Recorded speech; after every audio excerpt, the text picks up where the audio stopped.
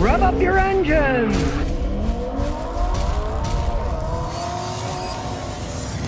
Okay, today we have an interesting car. It is a Lincoln Town Car. Now, sure, they don't make them anymore, but that doesn't mean they weren't good vehicles.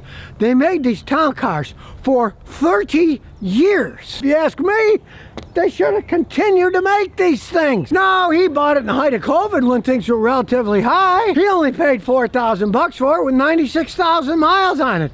There are a lot of these out there because a lot of older people bought them, didn't put that many miles on them, and you know, they used to use them all the time for luxury cabs, Lincoln Town Cars. They've got a big V8 engine in them. V8 engines, they can run forever. Now on the highway, this particular one's getting about 22 miles a gallon. They can get upwards of 25 miles a gallon if you drive slower. He drove over here going like 80 miles an hour. But that's the thing about these. They're like floating couches. These things are extremely comfortable to ride around in. And you can see, these are full frame vehicles. And even though the rocker panels are rusty, it's a Chicago car, right? That frame is freaking solid on this thing. These frame vehicles can run forever. Sure, they get a little bit less gas mileage because they're heavier with an actual frame. But not only can they last forever, but check this one out. A serious whack in the front, and other than breaking this plastic crap, it's still rolling down the road pretty good. So, even though it's an old vehicle, hey, it's still pretty solid, and it makes for dependable transportation. He wants me to check it all through to make sure that it's something that he should just keep fixing the little things on it, or whether he should get rid of it. And with the low mileage that it has on it, got like 114 or something now, that is low mileage for these things. I've seen them with 300,000 and the engines were still running and not burning any oil. The transmissions generally shift for quite some time smoothly. These were pretty well made. I think Ford was really stupid to stop selling these. People like these cars, and I don't know, Ford's made so many mistakes in the last couple of decades, make your head spin, and one of them was getting rid of these things. Now take a company like Toyota, they're trying to phase their V8s, took them out of the Tundras, put in turbo 6s and have all the engines blown up. Ford still makes a lot of V8 engines for their F-150s and trucks, okay? So they're still making the engines. Why they stop making these?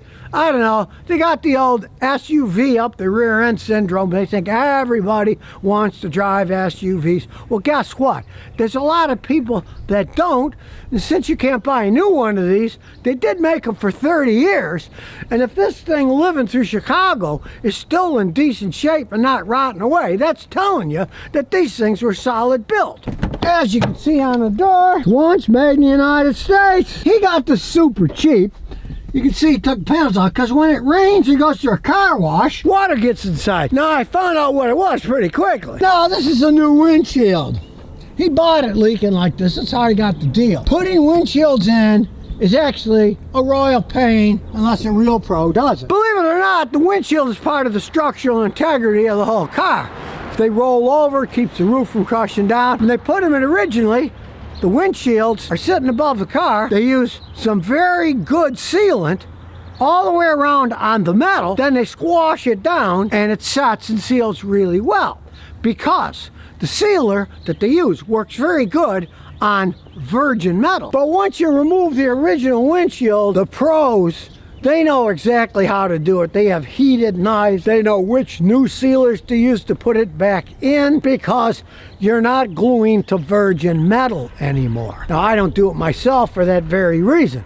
You need a lot of experience and a lot of tools, and there's plenty of companies out there that do it. But if you need one replaced, make sure you use a quality guy who knows what he's doing, because whoever did this one didn't do it right. And when you go through a car wash or big rain, water drips inside. And don't be fooled by people, I'll get some clear silicone sealant and squirt it around. That never really works because it's an integrated part the whole way around. And when they replace this windshield, well, guess what? Somewhere they didn't seal it right, and it's pretty much impossible unless you remove the whole windshield and did it all over correctly. But of course, if you try that, 99% of the time the old windshield's gonna break and you gotta buy another windshield. So why you wanna use good guys to replace windshields and not just guys that go for the lowest price and some clown comes and he breaks the old one off, sticks some glue on, puts it on, hopes that it holds. Now, a lot of people think, oh, buying an old car, especially a luxury car like a Lincoln Town car, it's going to be a money pit. He's had it for 3 years. He hasn't spent any money on it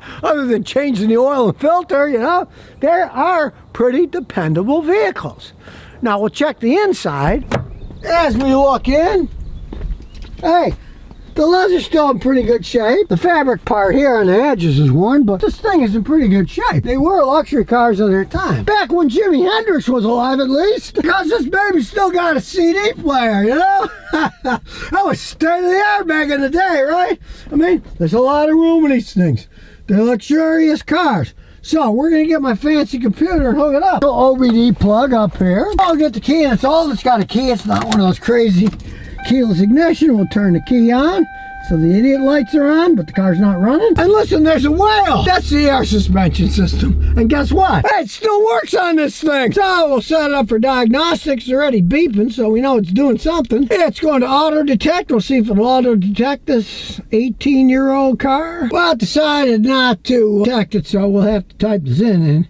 It's an old car. A lot of times we won't read these old VINs. Apology scan, a basic one, but hey, it's an older car. So it's doing it. We'll look.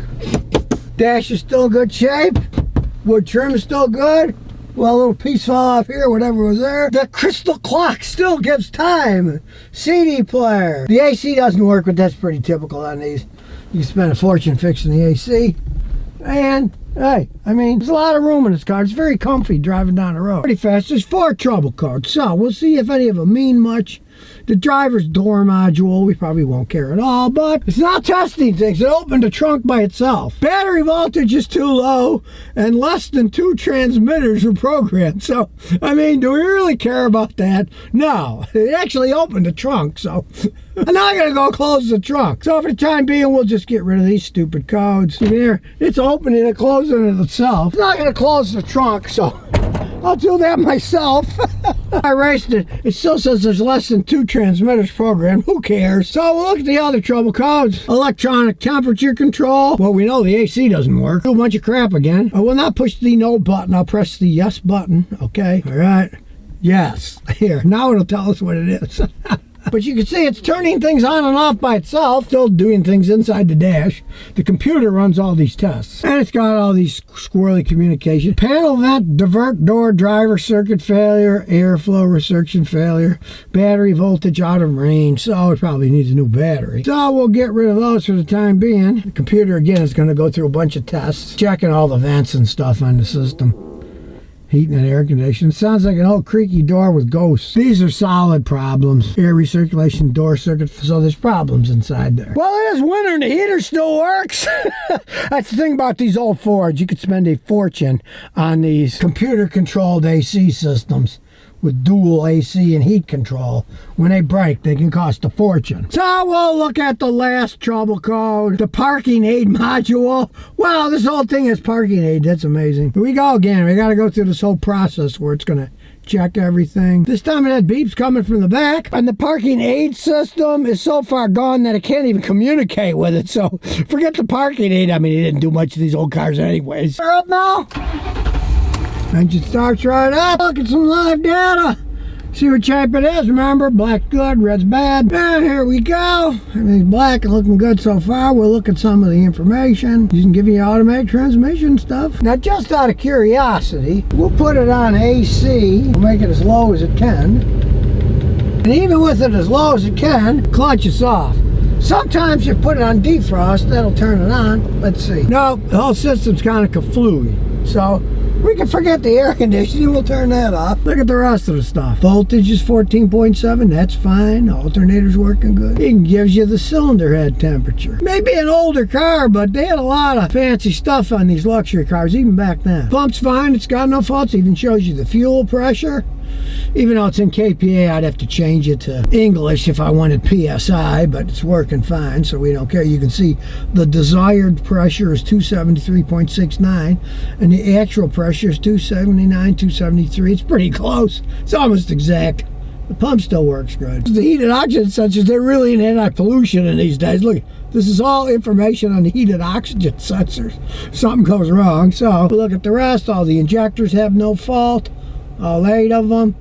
This thing's running pretty good, so let's take it for a spin. Now, these old things, hey, they don't have backup cameras, so you gotta look back when you're backing up. That's what NACS are for anyway. So away we go. Hey, these things still ride good. The air suspension still works on this thing. Shifted gears, I couldn't even feel it. That's how well made these things are. 18 years old, still cruising down the road. Brakes are still firm. Now, it is an 18-year-old town car, so, you don't really drive them. You steer them like a ship.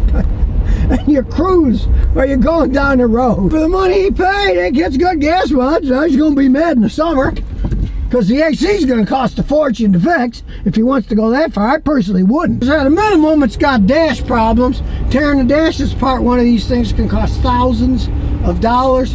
And let's see, one of the most typical things is the evaporator leaks. And to replace the evaporator, you're going to spend 2,000 something bucks. Probably not something you're going to do in an old car like this. But it's a back of road. No problem going up the hill, and we'll get to our little spot here. I'm not going to do a complete burnout, I'm just going to accelerate. Still got good acceleration. Just that engine. Pumps, shifts good. Hey, it's a nice cruising car. He drove it from Chicago to Clarksville going 80-something miles an hour, and he still got 21.5 miles a gallon. You can't argue that. It's just good luck, man. No hands. It's going great. Yeah, it goes to the right a little because that's the way the road drains.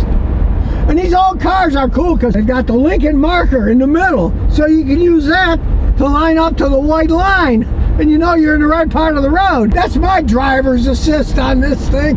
The electronic stuff's long gone.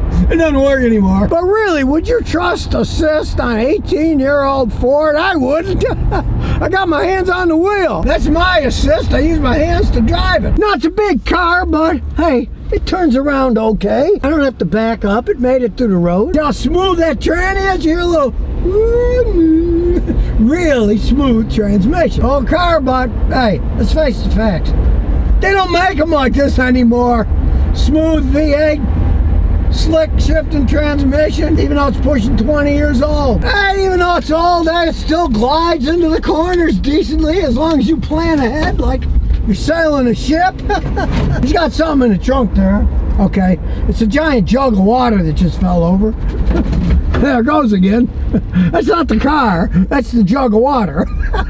So what do I think? Hey, it's the last of the great American dinosaur cars. Still runs fine. Now, it is a typical Ford. The air conditioning systems stink, and this has electronic problems in the dash, and it probably has other problems under the hood. Now, it does live in Chicago, so my advice is in the summer, roll the windows down and cruise down Lakeshore Boulevard and let Lake Ontario cool you down. That's what I used to do when I was a kid. In Niagara Falls, I go to Lake Ontario, it might be 90 degrees. You got to the lake, it'd be 75. I'd be freezing to death on a t-shirt on my motorcycle. So, hey, they don't make them like they used to. This thing's got plenty of years left in it, and especially if you're looking for, say, a second car, or maybe you're looking for a car for your kid, and he's learning to drive, and you know he's going to smash the thing up. Well, guess what? This thing's pretty strong, and it might smash the car up. He'll probably be okay inside. So, don't poo-poo the town cars.